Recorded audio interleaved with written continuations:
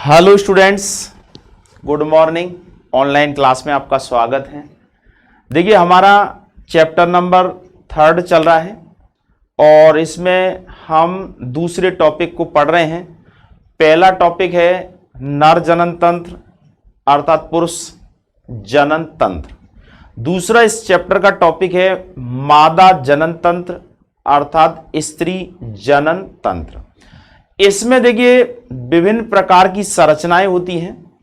उन संरचनाओं में हम एक बार सभी संरचनाओं के बारे में बता चुके हैं। हम एक एक करके ये जो संरचना है जिनसे ये मिलकर के बना होता है उनकी क्या विशेषता होती है, किस तरह का वो कार्य करते हैं, किस प्रकार की उनकी औतकी होती है, इस तरह की चीजें हम पढ़ रहे हैं। तो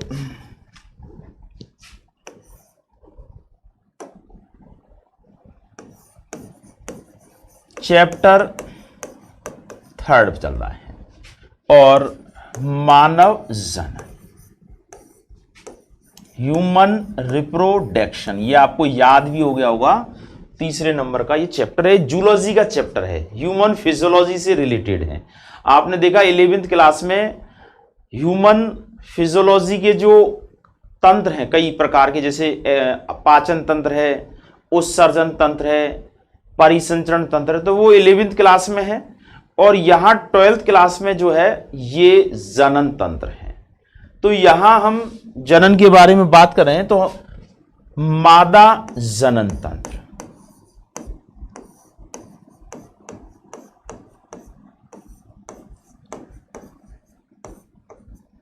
फीमेल रिप्रोडक्टिव सिस्टम, इसमें देखिए सबसे जो महत्वपूर्ण संरचना है वो है एक जोड़ी अंडाशय।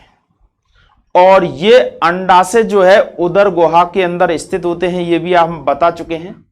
और इस अंडाशय की आंतरिक संरचना किस प्रकार की होती है, तो इसकी आंतरिक संरचना में कल हमने आपको बताया था कि देखिए इसके अंदर बाह्य क्षेत्र जो होता है उसे कॉर्टेक्स कहते हैं, आंतरिक क्षेत्र जो होता है उसे मेडुला कहा जाता है। और इसके अंदर ग्राफियन पुटकों का विकास होता है और उस ग्राफियन पुटक के परिपक्व अवस्था में आ जाने के पश्चात अंडोत्सर्ग की क्रिया होती है और उस अंडोत्सर्ग की क्रिया से अंडाणु अंडाशय से मुक्त हो जाता है। मुक्त होने के पश्चात ये निषेचन के लिए उपलब्ध हो जाता है। लेकिन जो ग्राफियन पुटक से एक पीले रंग की ग्रंथिल संरचना का निर्माण हो जाता है उसे हम पीत पिंड या कार्पस लूटियम कहते हैं। तो ये हम पढ़ चुके हैं, जिससे प्रोजेस्टेरोन हार्मोन का स्राव होता है।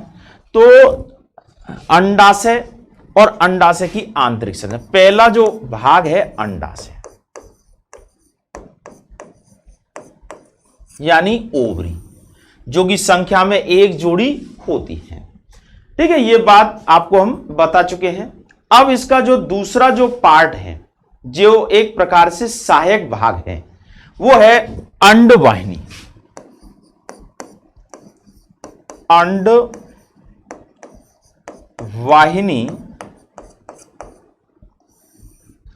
इसको देखिए फैलोपियन ट्यूब भी कहते हैं, फैलोपियन ट्यूब। इसका नाम डिंब वाहिनी भी है, क्योंकि अंडाणु को डिंब कहा जाता है, ओवम कहा जाता है।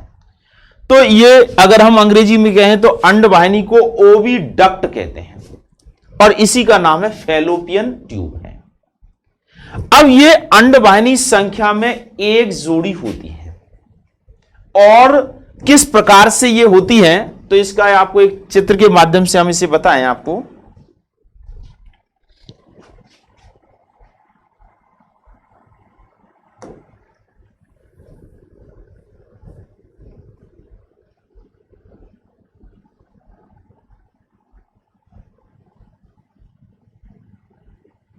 देखिए ये अंडवाहिनी, देखिए ये अंडाशय है और अंडाशय के पास में से ही ये यहां से लेकर के, देखिए यहां से ये चल रही है उंगली जैसे प्रवर्ध है और फिर उसके बाद ये इस तरह से आगे बढ़ रही है ये, और इसी तरह से यहां पर है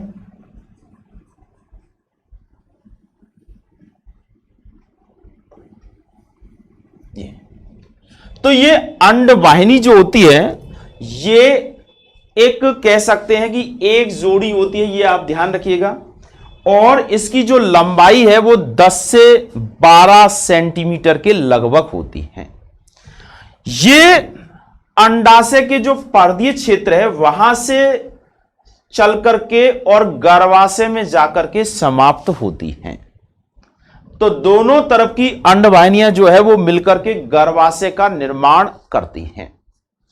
ये जो अंडवाहिनी है, इस अंडवाहिनी की सामान्य रूप से देखिए संरचना जो है इसमें 3 भाग होते हैं। यहां ये बात आपको समझने की है विशेष रूप से। एक भाग होता है कीपक। कीपक, इस भाग को अंग्रेजी में कहते हैं इनफंडिबुलम। ये कीपक वाला भाग है। देखिए ये जो भाग है ये कीपक है,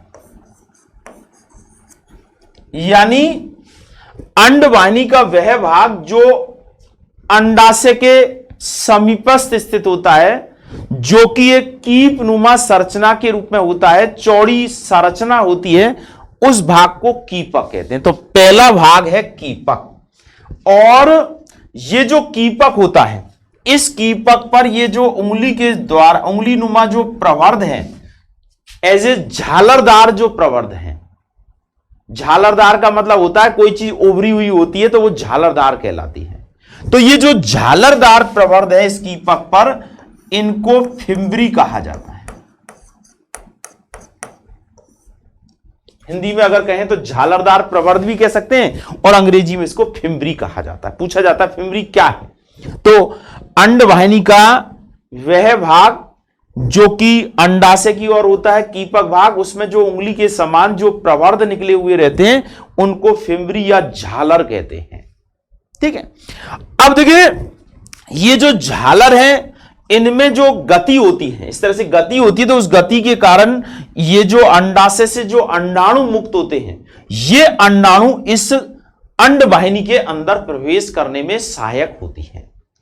अब देखिए यहां एक छिद्र होता है, यहां पर अंडवाहिनी में एक छिद्र है, यहां पर एक छिद्र है, इसको ऑस्कुलम कहते हैं।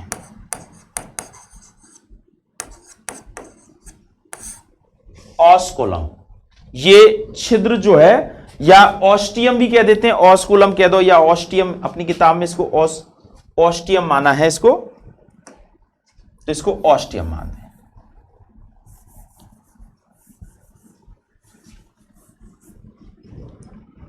देखिए ये तो है कीपक, कीपक के अंदर ये है फिम्बरी, और इसको है ऑस्कुलम। ऑस्टियम कह दो या ऑस्कुलम, ऑस्ट्रियम है ये तुम्हारी किताब में, तो उसको ऑस्टियम ही मान रहे हैं, ऑस्टियम। ठीक है, ये एक छिद्र है जिसके माध्यम से ऑस्टियम, जिसके माध्यम से अंडाणु जो है इस अंडवाहिनी के अंदर प्रवेश करता है। तो पहला भाग जो है वो कीपक है, ये ध्यान रखिए। कीपनुमा भाग होता है, चौड़ा भाग होता है, उस पर झालरदार प्रवर्ध पाए जाते हैं जिनको फिम्बरी कहते हैं। इनके अंदर एक छोटा सा छिद्र होता है जिसे ऑस्टियम कहते हैं। ये बात आपको याद रखनी। दूसरा जो भाग है इस अंडवाहिनी का, उसे तुम्बिका कहते हैं।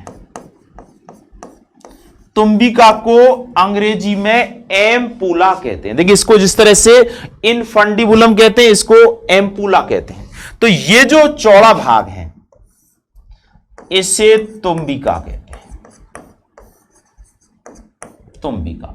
तो अगर आपसे पूछा जाए तुम्बिका क्या है, तो अंडवाहिनी का जो कीपक का अंदर का जो आगे का भाग होता है वो एक चौड़ी संरचना के रूप में होता है, उसे हम कहते हैं तुम्बिका, एम्पुला कहते हैं। ठीक है, अब इस एम्पुला के बाद में ये अंडवाहिनी का ये जो भाग है, ये वाला एज ए तंतुर यानी पतला संकीर्ण भाग, तो इसको, ये जो तीसरा भाग है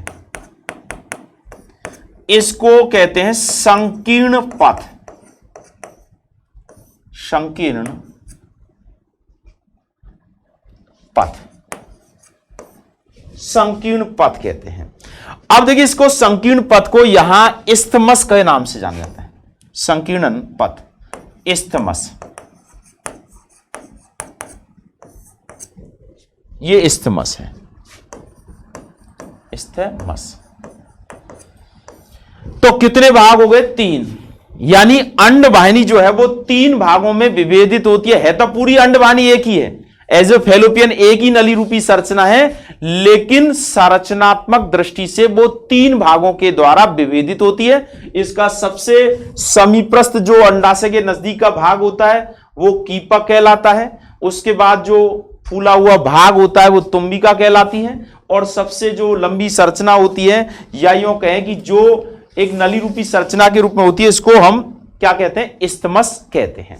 तो इस तरह से ये जो संरचना है ये है अंडवाहिनी। आपको अच्छी तरह से हमने अंडवाहिनी के बारे में बता दिया, क्योंकि पूछा जाता है, छोटे छोटे प्रश्न आते हैं कि कीपक क्या है, फिम्बरी क्या है, तुम्बिका क्या है, तो इस तरह की चीजें आप बता सकते हैं। ठीक है, अब इसके बाद तीसरा जो भाग है, तीसरा भाग है यूट्रस, यानी गर्भाशय।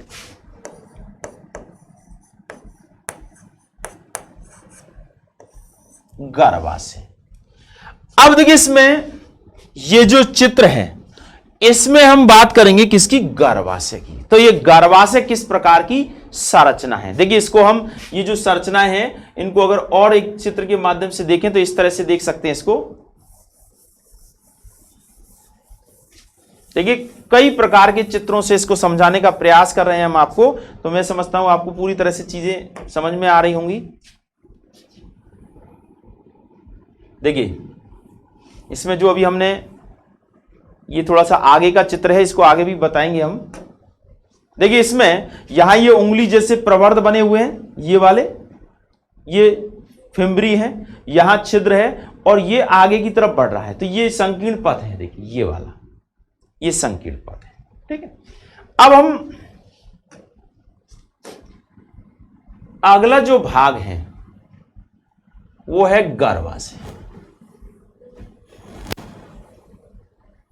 देखिए संरचना को हम पहले भी एक बार बता चुके हैं, पर यहां फिर दोबारा इसको बारे में बात करेंगे हम। गर्भाशय। अब देखिए ये गर्भाशय जो है इसको अंग्रेजी में यूट्रस कहा जाता है। पहली बात तो आप ये समझ लीजिएगा। ठीक है, दूसरी बात, इसमें बच्चे का परिवर्धन होता है, विकास होता है, तो इसे बच्चेदानी के नाम से भी जाना जाता है।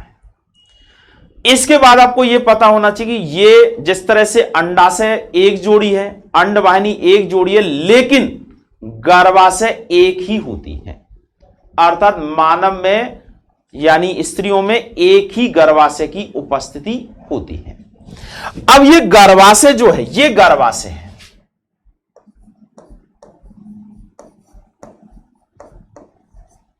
ये एक गर्भाशय है। अब ये गर्भाशय जो है दोनों तरफ के जो अंडवाहिनी है उनके द्वारा बनती है। तो ये जो है यहां से लेकर के यहां तक, ये पूरी जो है, ये वाली है, ये जो क्षेत्र है, ये एक प्रकार से गर्भाशय की भित्ति है, यूट्रस मेम्ब्रेन है ये। अब देखिए इस गर्भाशय की भित्ति के अंदर आप देखेंगे तो यहां आपको ये पता, पहली बात तो ये कि गर्भाशय जो है ये कितनी होती है? संख्या में एक होती है, और ये क्या काम आती है कि भ्रूण के विकास के लिए काम में आती है। इसमें ये कहां होती है? ये एक उल्टी नाशपाती के आकार की होती है। ये इसकी जो स्नायुओं के द्वारा कौन जुड़े हुए रहते हैं? तो स्नायुओं के द्वारा अंडा से जुड़े हुए रहते हैं। अब ये गर्भाशय जो है इसकी भित्ति में 3 स्तर होते हैं। सबसे बाहर का स्तर जो है ये कहलाता है पेरीमेट्रियम,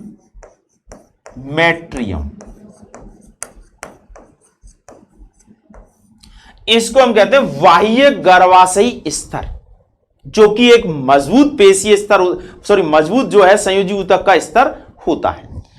इसके बाद ये जो बीच का स्तर है इसे कहते हैं मायोमेट्रियम। मायोमेट्रियम, देखिए ये प्रश्न पूछे जाते हैं, आपको ध्यान देना है इनमें। मायोमेट्रियम एज ए, ये एक तरह से पेशियों का बना हुआ मोटा स्तर होता है, और इस पेशीय स्तर के कारण ही इसको कहते हैं गर्भाशयी पेशी स्तर। इस पेशी स्तर के कारण ही गर्भाशय के अंदर लगातार फ्लेक्सिबिलिटी यानी लचीलापन होता है, और इसमें प्रत्यास्थता का गुण होता है यानी फैलने का गुण होता है। यानी इस गर्भाशय की भित्ति में इतनी ताकत होती है कि करीब 5-6 किलो 7 किलो तक माना जाता है जो वजन है उसको ये एक तरह से साधे हुए रहती है, अर्थात इसकी भित्ति फटती नहीं है। ये मायोमेट्रियम के बाद में जो ये लाल रंग की जो संरचना दिख रही है ये है एंडोमेट्रियम।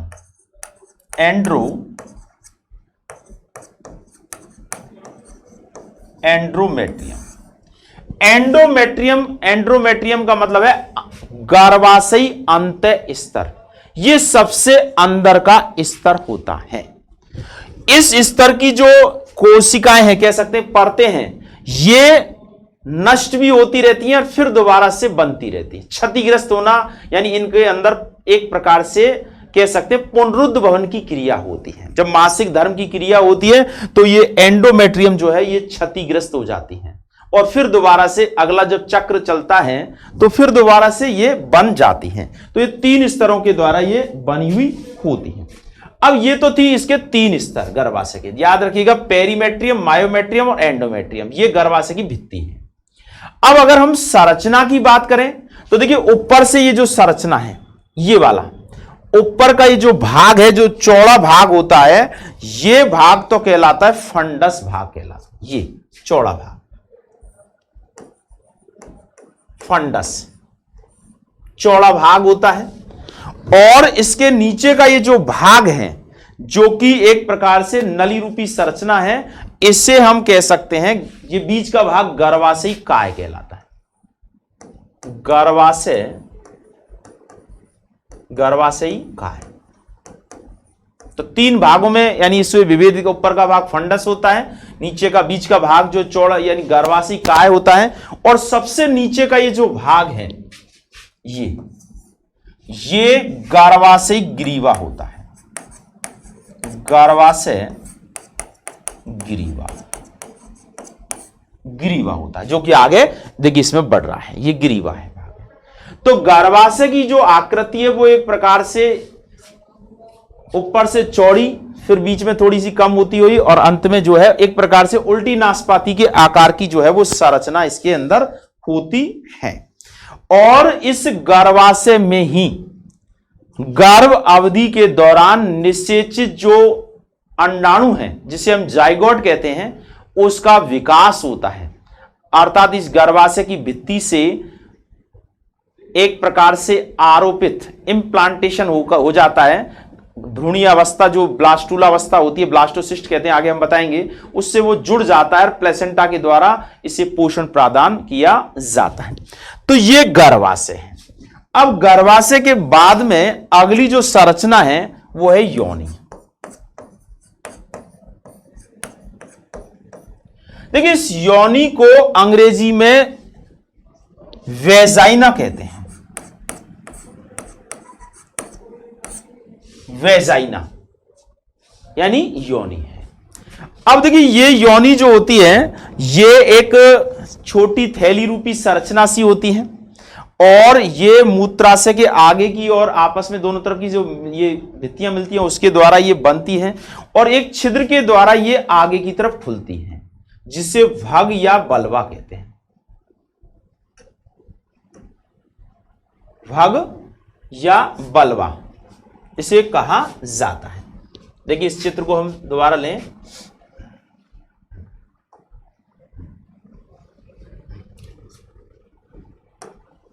इनको हटा दें।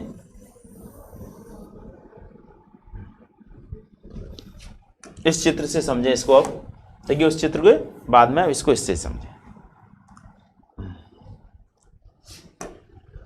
देखिए इसमें ये यहां पर देखिए स्पष्ट, उसमें उसे ये तो हो गया। अब ये यहां योनि है और यहां ये भग या जो है यहां पर भग होता है जिसे बलवा कहा जाता है। तो इस तरह से ये गर्भाशय है। देखिए यहां ये पूरी भित्ति नुमा संरचना है और ये इस तरह से यहां पर ये नली रूपी संरचना ग्रीवा, और ये यहां पर योनि में ये खुलता है और योनि का छिद्र जो है वो भग कहलाता है। अब आता है इसकी बाह्य जन्ना। बाह्य जनना। देखिए, जिस प्रकार से पुरुषों के अंदर बाह्य जनन संरचनाएं होती हैं, उसी प्रकार से मादा प्राणियों में भी बाह्य जनन संरचनाएं होती हैं।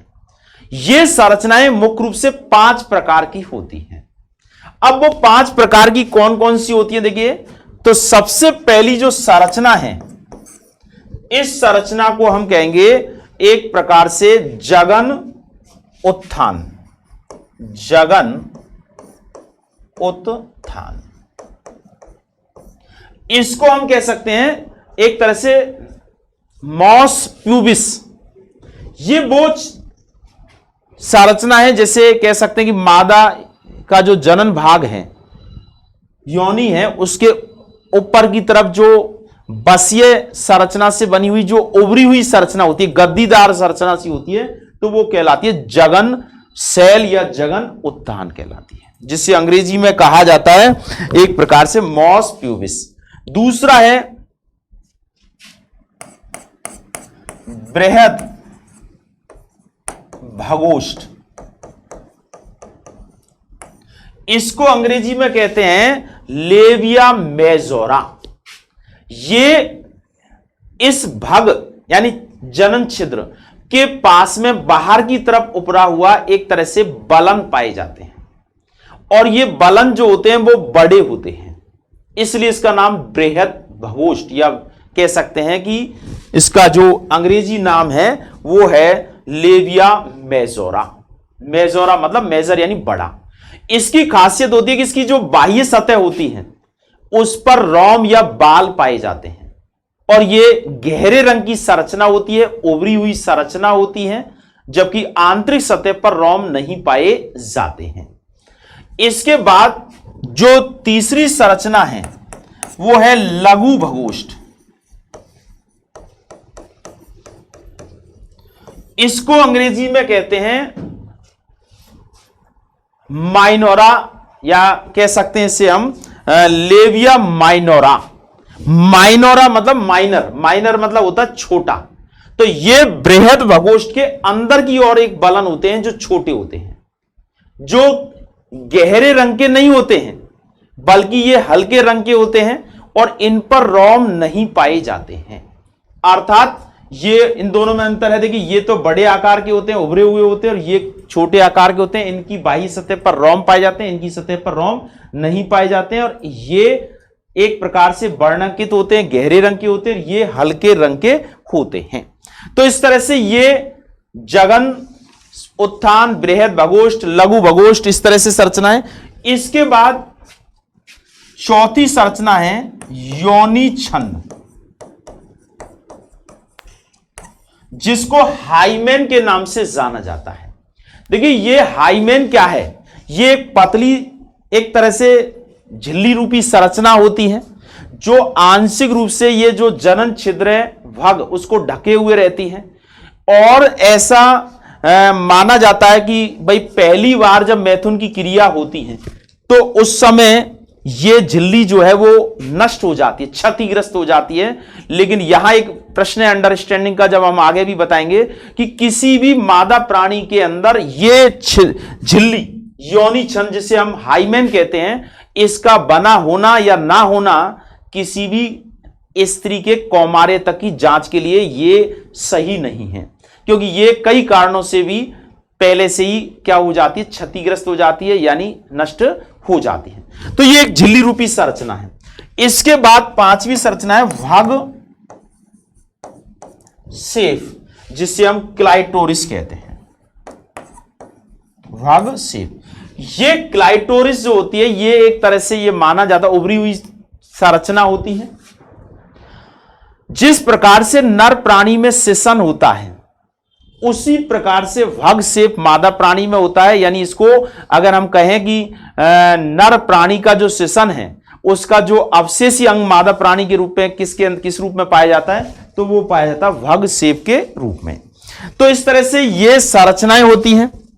अब ये जो मादा जनन तंत्र है, इस मादा जनन तंत्र में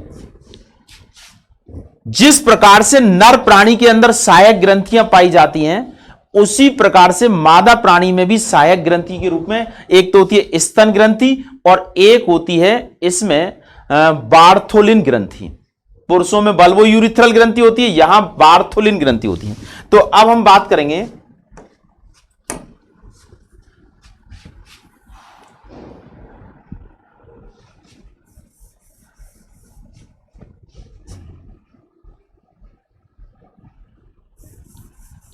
अगला है छठा, सहायक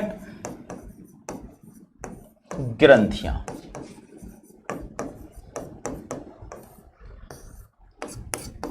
देखिए पुरुषों में दो होती हैं, दो प्रकार की। यहां एक तो है सबसे जो पहली ग्रंथि होती है सहायक ग्रंथि, ये विभिन्न प्रकार के पदार्थों को स्रावित करने का कार्य करती हैं और इनके द्वारा जो स्रावित पदार्थ होता है वो मैथुन क्रिया में सहायता करता है। तो बार्थोलिन ग्रंथि होती है, बार्थोलिन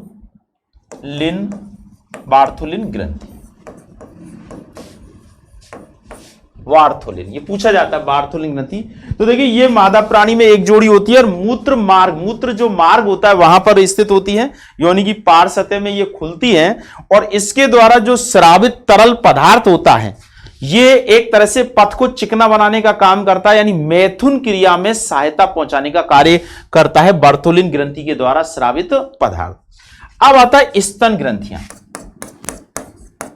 स्तन ग्रंथियां, देखिए ये एक प्रकार से मादा प्राणी के अंदर द्वितीयक लैंगिक लक्षणों के रूप में होता है। जन्म से ही स्तन ग्रंथियों की उपस्थिति होती है, लेकिन इनका जो विकास है, इनकी जो कह सकते हैं दुग्ध की जो स्रावित करने की जो क्रिया है, ये निषेचन के पश्चात जब गर्भ का विकास हो रहा होता है उस दौरान होती है। तो ये स्तन ग्रंथियां होती हैं, संख्या में एक जोड़ी होती हैं। इन स्तन ग्रंथियों के अंदर अनेक कूपिकीय संरचना पाई जाती हैं और ये कूपिकाएं नलिकाओं के द्वारा नलिकाओं में खुलती हैं और ये नलिकाएं जो होती हैं ये स्तन का जो शीर्ष वाला भाग होता है जिसे स्तनाग्र कहते हैं, उस स्तनाग्र के अंदर बहुत सारे छिद्र होते हैं और उन छिद्रों के द्वारा ये दुग्ध ग्रंथियां खुलती हैं। ऐसा नहीं होता कि एक ही छिद्र के द्वारा हो, कई छिद्रों के द्वारा स्तन ग्रंथियां खुलती हैं और दुग्ध का स्राव करती हैं। अर्थात इनके अंदर जो कूपिकाएं होती हैं उनमें लैक्टोजेनिक ग्रंथियां होती है, दुग्ध जन कोशिकाएं, तो उनके द्वारा दुग्ध का निर्माण होता है और ये जो है आगे की तरफ जो शीर्ष वाला भाग जो कि उभरा हुआ होता है, गहरे रंग का होता है, वर्णंकित होता है और इसके अंदर क्या होती है, पेशियां होती हैं, जिसके कारण ये थोड़ा सा एक तनाव की स्थिति में भी आ जाता है जब स्तन के दुग्ध का स्राव होना होता है। तो ये स्तन ग्रंथियां दुग्ध स्राव करने का कार्य करती हैं। तो इस तरह से देखिए ये जो दुग्ध ग्रंथि स्तन ग्रंथियां होती हैं, इनका जो विकास है ये पीयूष ग्रंथि के द्वारा जो लैक्टोजेनिक हार्मोन्स होते हैं उनके प्रभाव से इसका विकास होता है। ठीक है, और नवजात शिशु जो को पोषण की आवश्यकता होती है तो वो स्तन ग्रंथियों के द्वारा ही किया जाता है। तो आज हमने मादा जनन तंत्र के बारे में पूरा विभिन्न प्रकार के जो भाग हैं उन सब के बारे में पढ़ा है। मैं समझता हूं आपको प्रत्येक जो भाग है उसकी संरचना, उसके कार्य के बारे में समझ में आ गया होगा और अगर फिर भी किसी को कोई समस्या आती है तो हमसे आप पूछ सकते हैं। आज आपको होमवर्क दे रहे हैं जो कि आपको करना है, क्योंकि इसमें से निश्चित रूप से प्रश्न आते हैं।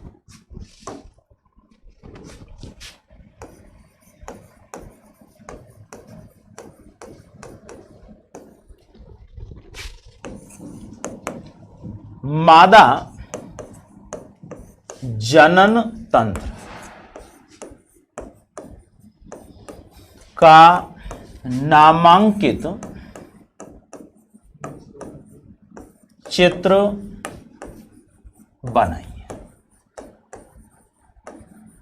एक तो ये प्रश्न पूछा जाता है जो कि 1 नंबर का आता है, कई बार पूछा गया है, ये ध्यान रखिए। और अभी स्टेट बोर्ड की जो पुराने सिलेबस था उसमें तो प्रैक्टिकल के अंदर रखा जाता था, एक चित्र दिया जाता था, उसको आपको नामांकित करना होता था। दूसरा प्रश्न है, मादा जनन तंत्र के विभिन्न भागों का नाम लिखिए। इसमें आपको ये बताना है कि कौन कौन से भाग जो है वो मादा जनन तंत्र के अंदर होते हैं। तीसरा है अंडाशय की आंतरिक संरचना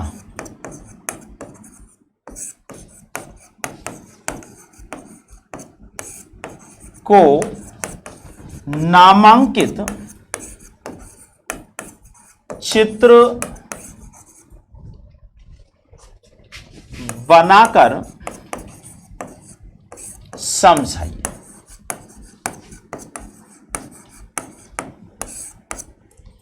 अगला है अंडवाहिनी व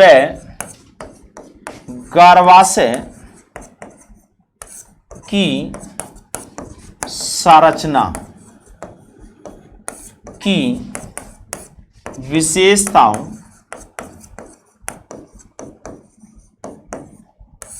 को लिखिए। और एक छोटे प्रश्न आते हैं इसमें से, निम्न पर टिप्पणी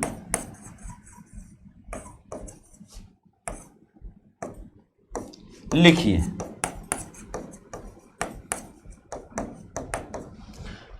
जैसे फिम्बरी, अंडोत्सर्ग,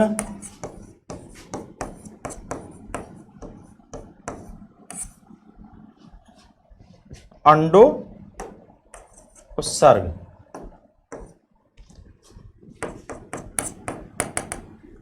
इसके अलावा कार्पस लूटियम,